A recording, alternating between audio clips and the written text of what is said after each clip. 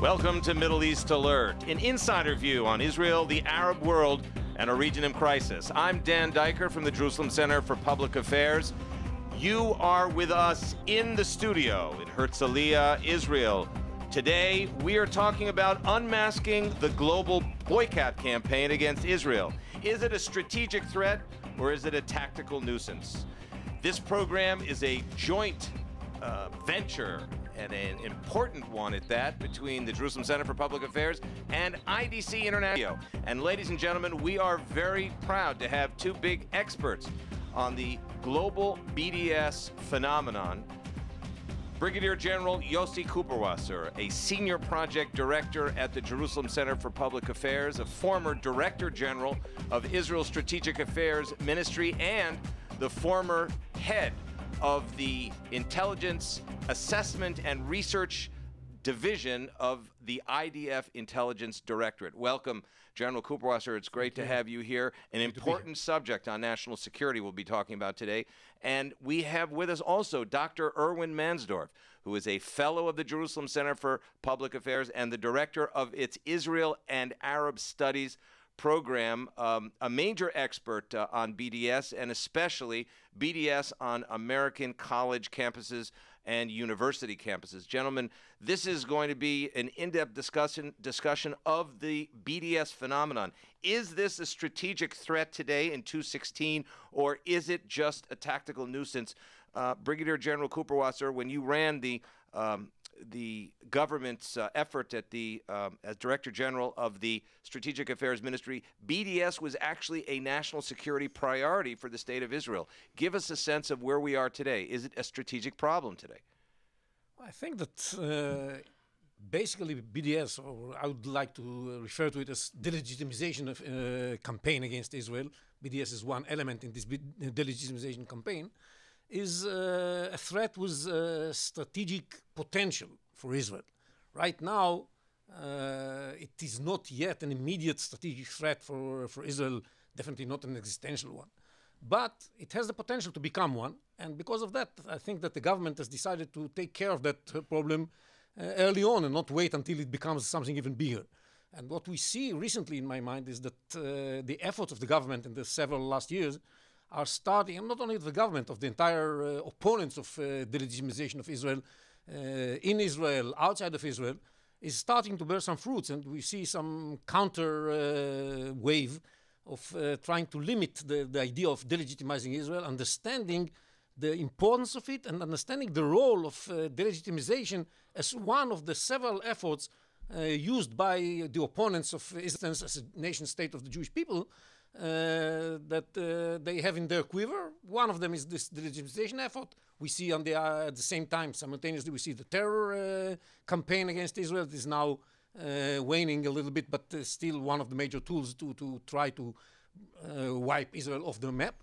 You see the unilateral diplomatic activities of the Palestinians right now, trying to promote a certain decision in a certain resolution in the Security Council. All of that are elements of a wide effort to bring the end of Zionism. And of course, you see what's happening with the Iranians that are also involved in this effort, with what they are trying to do in order to bring that to happen. So it's a part of a wide effort, and as such, it is very important. And especially outside of Israel, this is an effort that also is dangerous in the sense that it wants to drive a wedge between the Jewish people outside of Israel and the Jewish people inside Israel. And in this respect, it's also something that we have to worry about and take action in order to prevent it. Dr. Mansdorf, when you hear what General Kuperwasser is saying, you still, in that context, have been outspoken as a doctor and as an analyst of Middle East affairs, and saying, don't get so nervous. This isn't necessarily quite as serious as it may sound.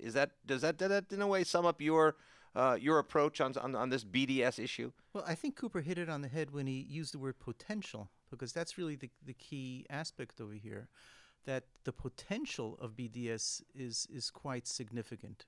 But where it has actually gone is not as really, especially in the United States campuses, has not been really made the impact that it that we feared.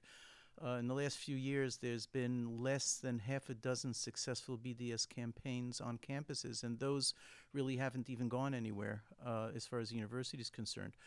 But I'd like to move into what Cooper said, because I think he was correct in saying that it essentially serves as a lightning rod for people that are anti-Israel. And BDS itself, while BDS has not been successful, it has managed to be the acronym not only for boycott and sanctions, but there's a subtitle to it: if you want to be anti-Israel, this is who you come to.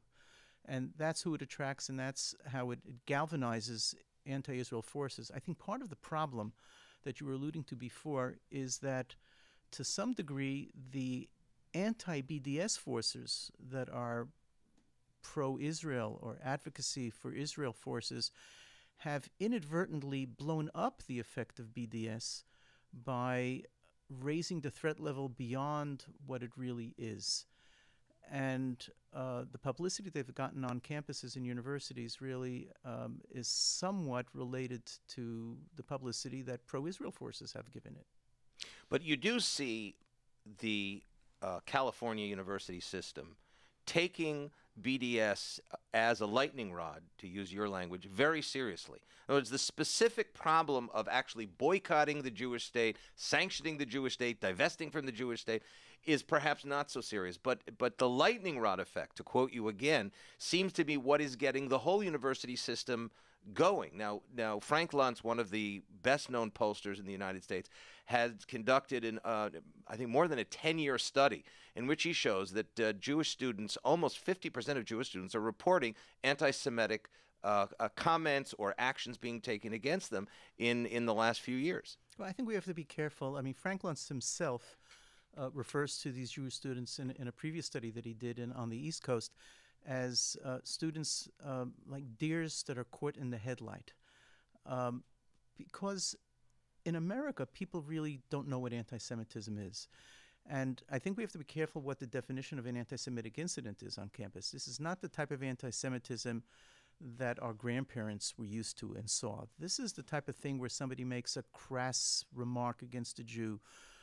It also includes some more serious things like drawing swastikas and stuff like that. But the numbers and the data does not support that this is a widespread opinion. The data does support that there are Jewish students that are very upset over this. But I think we have to be careful in what we call anti-Semitism. That's real anti-Semitism, and what is just crass, boorish remarks against Jews that Jewish students don't know how to wrap their heads around and don't know how to deal with.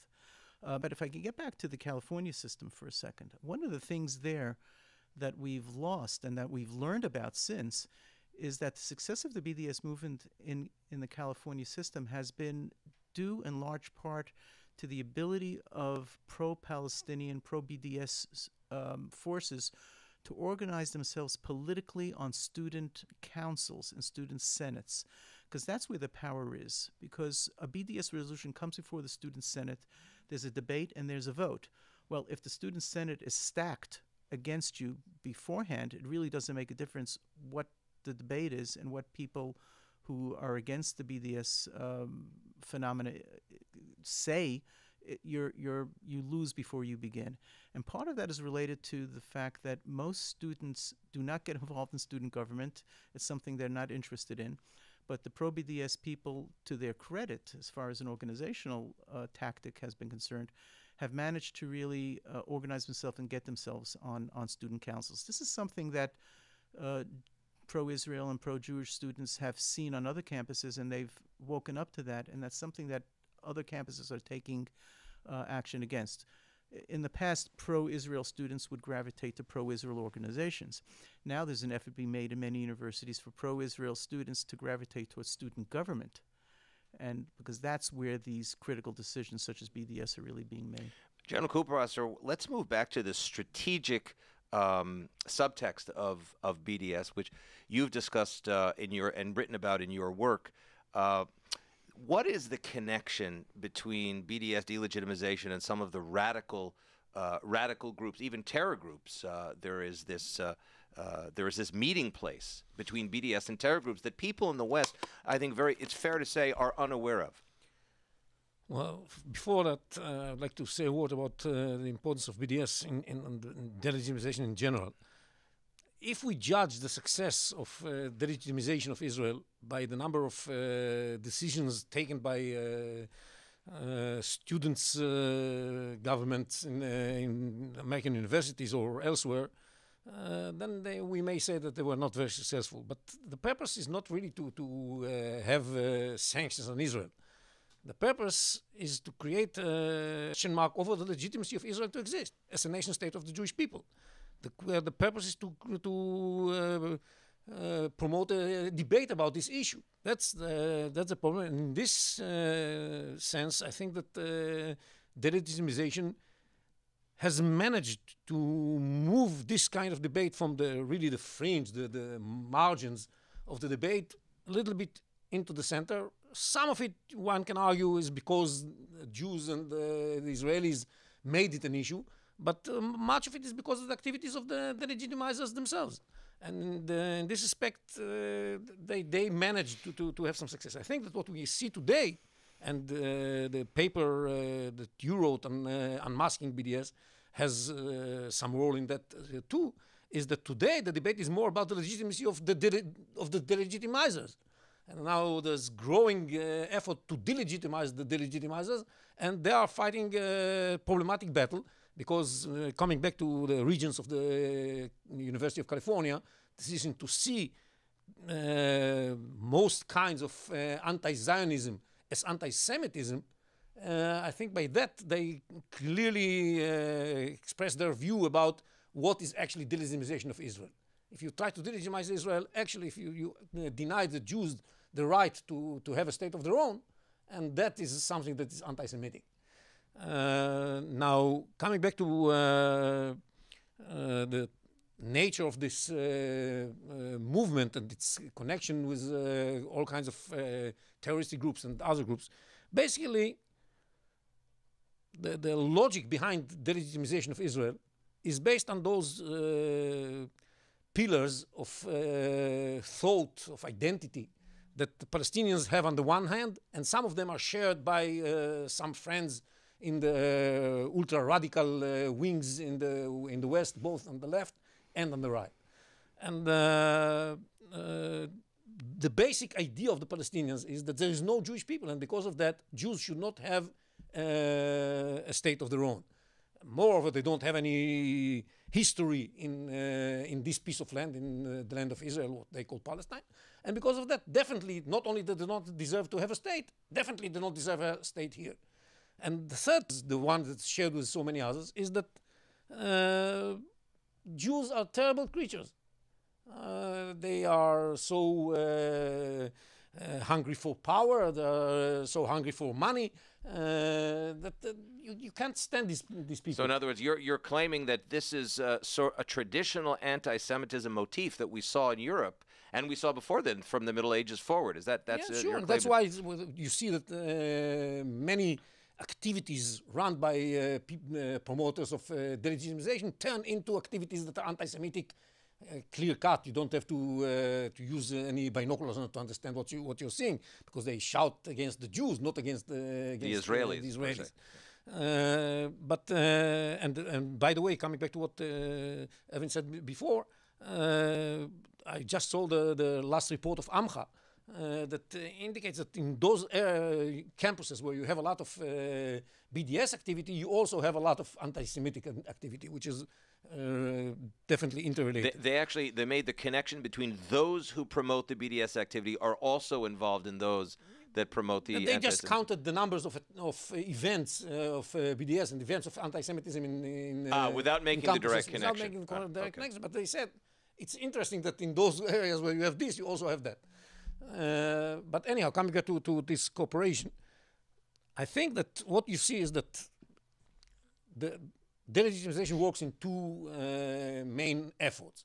One is what we call the Red-Green Alliance, which is a cooperation between supporters of Hamas, of the green side of the Palestinian community, Hamas and the Muslim Brotherhood in the West.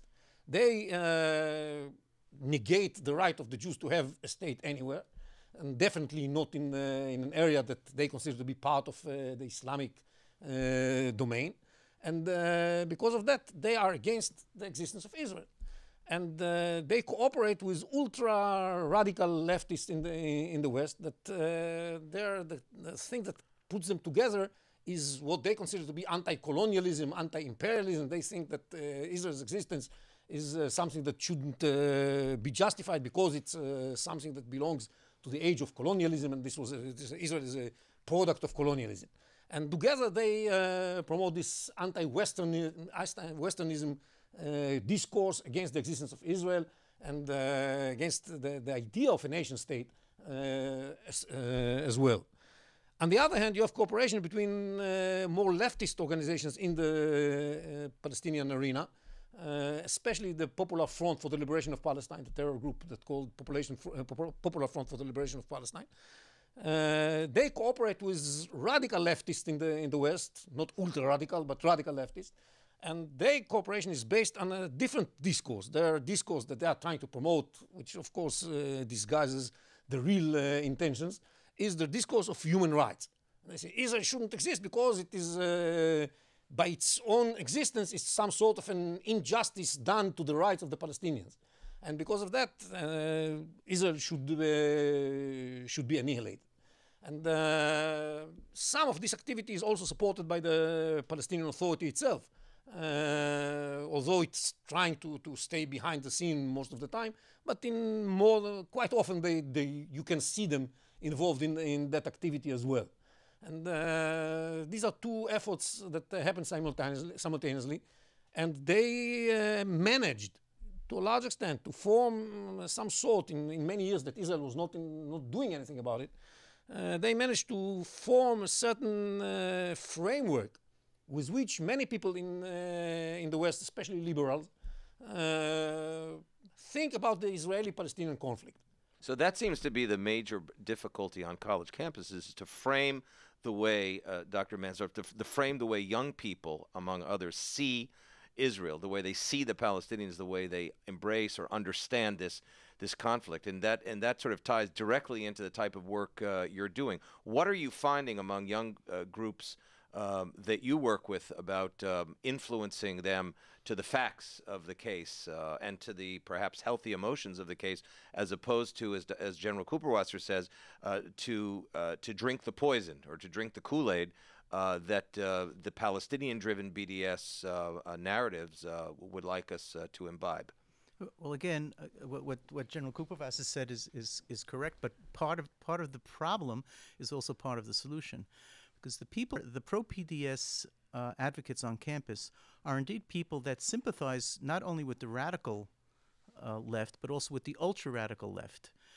But the way they present it on campus is they tend to leave out the ultra and they focus on the radical. So it's presented as a human rights movement net. That's how it's presented. And in a little experiment that we did when we approached students on campus, most students don't know what BDS is, but when we explain it to them and put it in terms of the human rights movement, they all say, well, this is something I could support. But on the other hand, once you present some of the issues associated with the violence that's associated with BDS, the BDS movement, one of the things they do on campus is they promote the Intifada. They have a slogan, Intifada, Intifada, we're for the Intifada. And most students don't know what the Intifada is, but when you present the Intifada as a human rights issue, of course they're for it, but when you present the Intifada as people running around, knifing other innocent people in the street, blowing up buses, shootings, then a different picture comes out. And in fact, when the violent aspect of BDS is presented to college students, they lose. BDS loses. When the human rights aspect is presented to college students, then Israel loses. And how to counter it really focuses on that issue. The college campus is a place where tolerance for ideas that are not conventionally accepted in society are accepted. But when you stretch it a little too far, that's when even the college students begin to question and reject it. And that border is really the border of violence. if they feel that BDS leads to violence and violent activity, and it doesn't make a difference if it's by Israelis or by Palestinians or for Palestinians or against Israelis or vice versa, they will be against BDS, and that's at least what we found. Well, by definition, BDS really contextually supports the Hamas. The Hamas positions, if you look at the BDS signature declarations, they say from the river to the sea, from the Jordan River to the Mediterranean Sea, Palestine will be free. That to anybody that's taken a 10th grade class in the Middle East, and many people haven't, that's no Israel. It means a 23rd Arab state instead of Israel. But why do you think that this is Hamas? But that's Fatah okay. thinks the same thing. Right. Fatah and Hamas think that from the river to the sea, Palestine should be free. Right, and that's a moderate. There's no difference between Fatah and Hamas in this respect. It's true, by the way, that today much of the activities of on the campuses that promotes BDS is related to Hamas. But the message is also the same message of Fatah. Well, that is itself another surprise, perhaps for some, because the Fatah-dominated Palestinian Authority is signed on international agreements. When people talk about two states for two peoples, they talk about a Palestinian state living in some of the territories in the post-1967 areas and living next to a secure Israel. Now, what you're saying, General Kuperwasser, is there is a very important theme of deception in the whole BDS delegitimization movement, because if Fatah, which is signed on international agreements by former Chairman Yasser Arafat and now Mahmoud Abbas, Abu Mazen, it means that that is not their message. But you're saying something very different. Fatah has not signed on anything. The people who signed an agreement with Israel is the PLO, and the PLO agreed that Israel should exist until it ceases to exist, as long as it is not the nation state of the Jewish people, as long as it is just a state without an ethnical identity. And this was the core of the problem with the Oslo agreements. But even the PLO did not accept Israel as a nation state of the Jewish people. Fatah never accepted Israel in any way. Neither did Hamas. They refused to accept Israel in any way.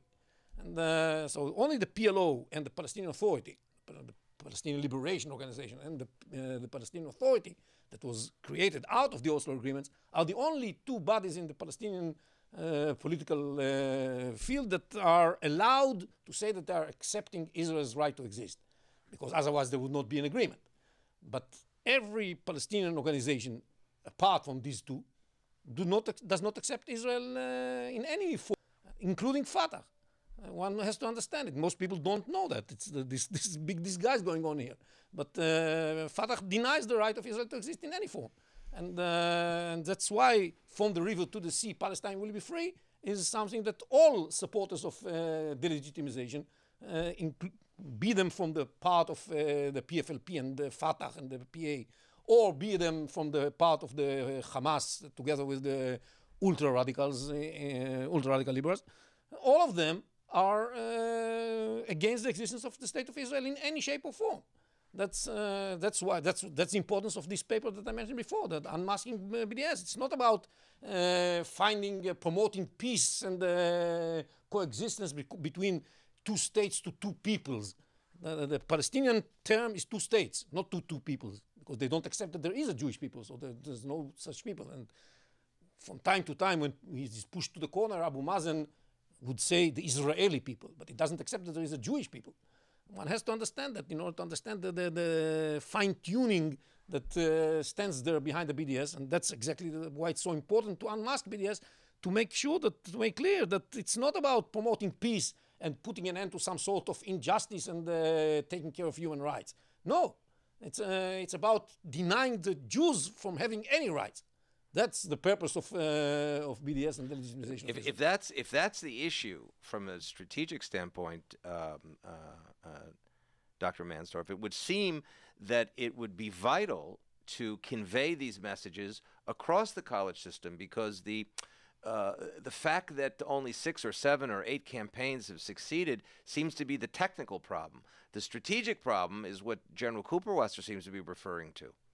And the strategic problem, in that sense, is something that we have to take a look at the moderate aspect, the so-called moderate aspect of the movements, because that's where the danger really comes in. Because as Cooper said, the rejection of Israel as the nation state of Jewish people is across the board, and that's something that the idea of Palestine will be free from the river to the sea, and the idea of one state for everyone, that's a message that resonates among the moderate radicals on campus. And part of the problem in terms of how do you combat is some of the messages that pro-Israel people have been sending is something that feeds into it quite ironically. For example, the message that people promote about Israel being the only democracy in the Middle East, that's something that's very often thrown back into our face by BDS activists by saying we would like a democracy like the United States where one person, one vote, open up all the borders, let's have one state and everyone votes and everything's equal and one big happy family. Well, we know what the danger of that, but that's what they're using in terms of the message of democracy, one person, one vote, open up everything. And that's another way of saying we will end the state of Israel as the state of the Jewish people. Now, one thing I think it's important to emphasize is Cooper's absolutely right as far as the delegitimization of the Jewish people, but it's not a delegitimization of the Jewish religion. One of the things they mention over and over again is that they may not be fond of the Jewish religion, but they're saying that no religion is entitled to a state.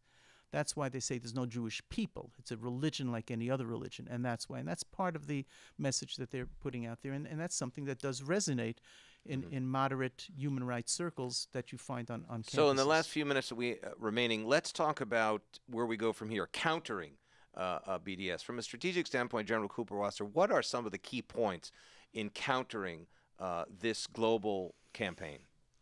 Well, I think in the long run, we have to be able to change this frame that was created by the supporters of delegitimization, that is served as the tool with which people think about the conflict. We have to change it because this framework is the one that is eventually going, if we don't deal with it, is going to cost us dearly. People have to understand what is the real cause of the problem here. Why this conflict, unlike so many others, cannot be solved until now, was not solved until now, and doesn't seem to be able to be solvable in the near future. And the reason is that this attitude of the Palestinians that stands behind the delegitimization, that denies the right of the Jews as a people to have a state of their own in this piece of land, is the core of the conflict, not the debate of where the territory is going to, how the territory is going to be divided. This is a minor issue. It's an important issue, but not as of the same level, not the same magnitude. And there are so many other elements in this framework that we have to tackle. And it's not about Israel being a democracy. It's about the rights of the Jews. Yes, we are a democracy. We have a lot of. We are a startup nation. We are wonderful people. That's great. It's important in one context of trying to portray us as the worst people on earth.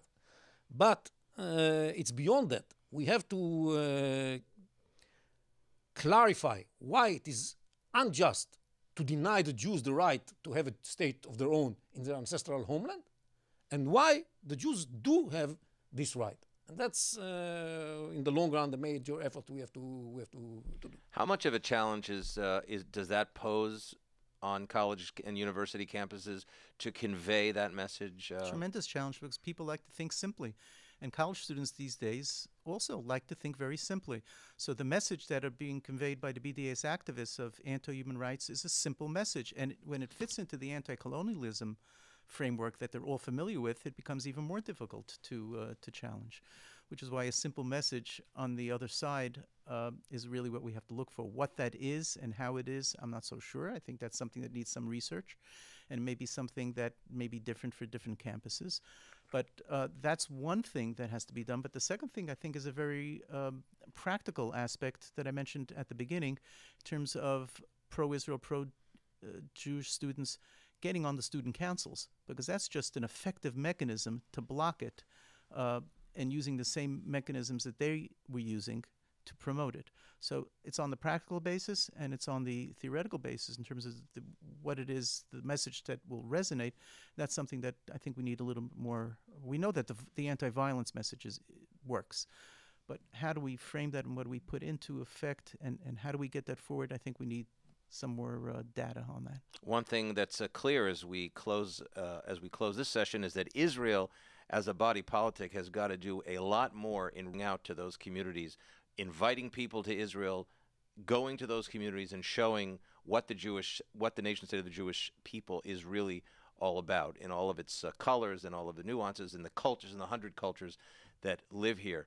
May I thank both of you, gentlemen, Brigadier General Yossi Kuperwasser, Senior Project Director at the Jerusalem Center for Public Affairs and the former head of the IDF Intelligence Assessment and Research Division, as well as being former Director General of the Strategic Affairs Ministry of the Israeli government. Thank you, sir, for joining us. Always a pleasure.